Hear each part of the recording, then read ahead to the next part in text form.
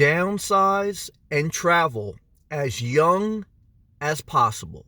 As soon as you can, I believe that you should adopt a downsize mentality to get rid of the excess in your life, because you can gain financial freedom, you can gain additional time. Instead of working on your house, you can enjoy the weekend more. You don't have to travel every day all year round, but just something as simple as enjoying the weekend more, because you have more financial resources and more time to spend on what inspires you, will give you a better quality life. It'll give you your best life.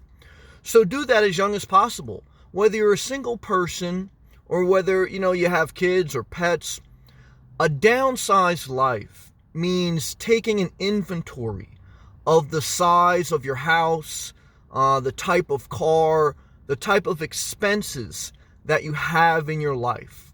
It's said that 80% of people's clothes in their closet are waste, meaning that the average person only uses 20% of the clothes in their closet. They just mix it up as far as like they put one shirt with one pair of pants and then they change their accessories or they change their shoes. But most people have their favorite outfits and they just mix them up throughout the week because they're comfortable. Why have 80% of clothes that are uncomfortable just to impress other people?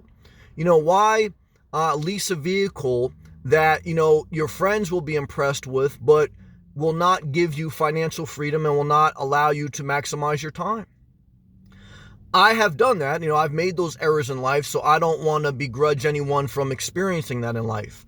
But what I'm saying is, as soon as the light bulb comes on, and as soon as you look around in your lifestyle and you realize that you've got caught into the rat race, you made more money, but then you bought more things, and now you just can't get ahead. You don't have the time, you don't have the money, and you don't have the energy to enjoy your life as best as possible. And what I've learned these past 2.5 years traveling up and down the East Coast of America is that travel is enjoyable when you can take your time and when you have the energy to do activities, even if it's just walking around a new environment, walking around a new town. And the younger you are, the more energy, the more physical ability that you have. Now, whether you're 70 or 17, here's the encouraging thing, is that you will never be as young as you are right now.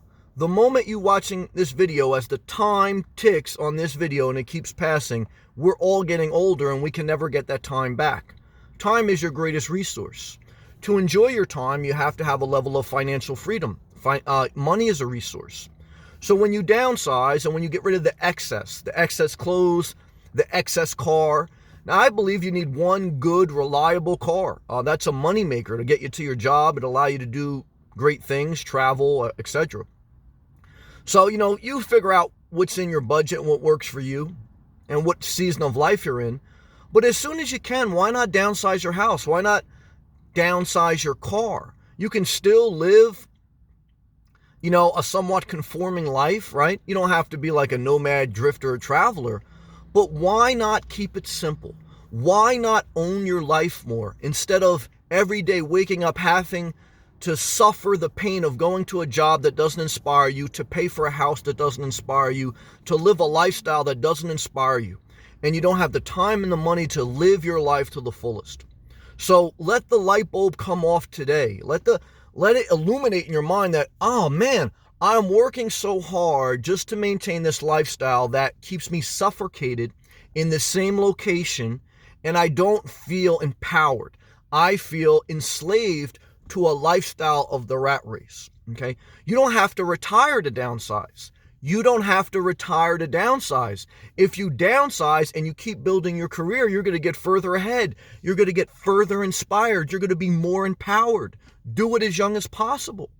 If you travel, whether it's on the weekends, whether it's taking vacations from work, or if you become a remote worker, if the more you travel, push yourself a little bit, the greater your perspective, the more you realize there's tons of people out there. Not just your boyfriend or girlfriend that you are obsessed with that lives in the same town. There's billions of people in the world. There's millions of people in your country. But you have to kind of see it to believe it.